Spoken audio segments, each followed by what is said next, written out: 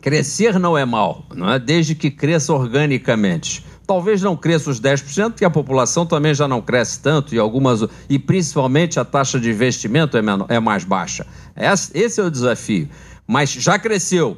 E o mais importante, caiu desbragadamente daquele ponto em que estava, como se fosse um balão apagado, e lá se encontra com o FHC, com Lula, com estabilização, com o diabo A4, e ainda não saiu dessa faixa de 3%.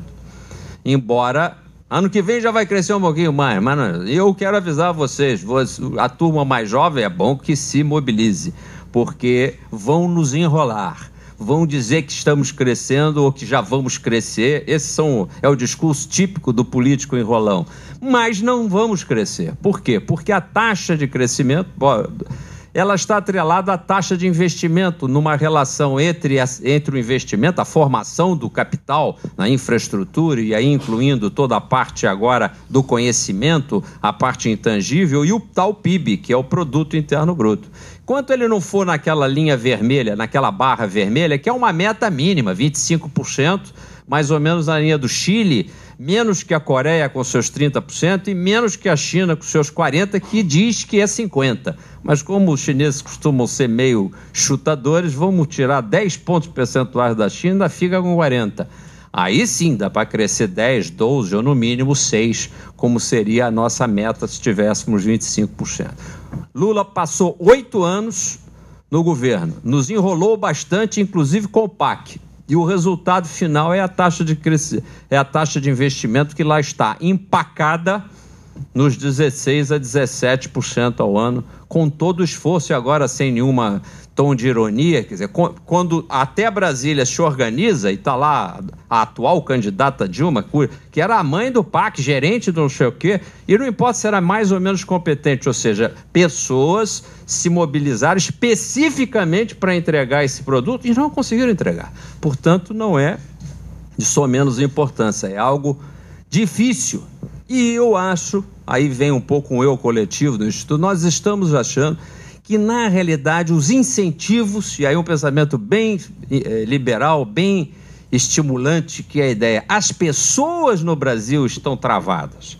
Por mais que digam que o coletivo vai funcionar, esse coletivo só vai funcionar, e agora numa elegia ao indivíduo, e não o individualismo, se esse indivíduo não for destravado porque ele percebe, ou como pessoa, ou como família, ou como uma família coletiva, que é a empresa, que ele pode lucrar e que esses lucros podem ser retidos para reinvestimento, ou como família que ela pode poupar, e que a poupança não será confiscada, nem será mal remunerada, e que ela pode se transformar em investimentos que são razoavelmente compatíveis com o risco incorrido. Enquanto não houver isso, o resto é conversa fiada.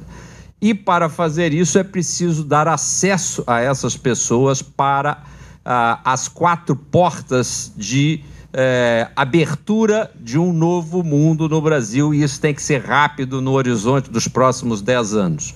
Eu diria que nós temos que trabalhar nessas 4 portas de acesso: a imobiliária, a casa. Fazer tudo para que o indivíduo, do mais baixo ao mais alto nível, tenha a possibilidade, pode até morar alugado, mas que tenha a possibilidade de acessar via poupança sua casa própria. Isso não é novo. Meus velhos professores Bulhões e Campos conseguiram renovar à época com o SFH, o BNH e até mesmo o FGTS, modernizaram um processo, mas foi há 40 anos atrás. Está precisando de um outro pensamento e mais agressivo, ainda mais arrojado a esse respeito. E o arrojado seria, se nós fôssemos aqui um partido com uma bandeira, seria regularizar através do RGI e não de outra coisa, sempre que possível e sempre que não em área de risco, sempre que não em terreno ambientalmente protegido, etc. e tal, a totalidade das propriedades no Brasil que estejam devidamente habilitadas pela lei, porque tenham já decorrido o prazo mínimo necessário para tal. Quer sejam os seus proprietários anteriores do setor privado, quer do setor público, que hoje infelizmente, pela Constituição, não são passíveis de serem apropriados pelo setor privado. Deveriam ser, e estamos estudando as maneiras de contornar esse processo. O segundo acesso à propriedade é a mobiliária, faltando o izinho mesmo, ou seja, o pecúlio, o acesso ao mercado de capitais, o acesso à capacidade de poupar. E aí vem um trabalho que a gente já vinha fazendo há muitos anos. É um exemplo bastante interessante do que o Instituto tem feito no passado, não só o Cantagalo, que foi: batalhamos para a liberalização do FGTS, pelo menos de uma parte dele, para aplicações de livre escolha. Depois de muito insistirmos, pelo menos nos deram uma beiradinha no momento em que foi vendida, no ano de 2000, umas sobras que a BNDES tinha da Petrobras. Calhou de ser o melhor investimento desses últimos 10 anos. Óbvio que a ideia não era nem comprar esta ou aquela empresa, muito menos uma empresa de economia mista, e sim ter a possibilidade, qualquer indivíduo, de fazer um portfólio adequado e equilibrado de uma cesta de boas empresas brasileiras. Mas naquele momento, como se na política é assim: toma isso ou não leva nada. Então agarramos aquilo, vamos comprar a Petrobras, vamos apoiar esta ideia que nós mesmos inventamos. Tivemos a sorte de poder hoje mostrar o Instituto como pai desse processo de liberalização. E imediatamente a porta se fechou, característica que deixo aqui para os sociólogos brasileiros estudarem. Então toma esse pouquinho aqui e nunca mais venha me pedir mais nada.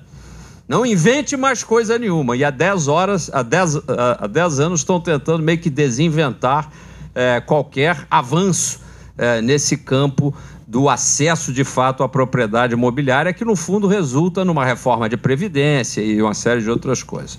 A propriedade intelectual é o terceiro acesso, isso se vocês sabem, é através da educação. Mas eu gostaria de sair fora um pouquinho da educação formal para dizer de todos os meios possíveis e imagináveis de acessar informação.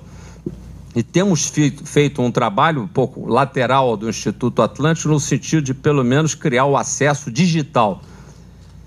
Aliás, esta administração do Luiz Inácio Lula da Silva falhou nisto, porque houve uma promessa de dar a universalização do acesso ao computador para, pelo menos, as crianças e os jovens, e nisso não vai nenhuma crítica, vai só a cobrança.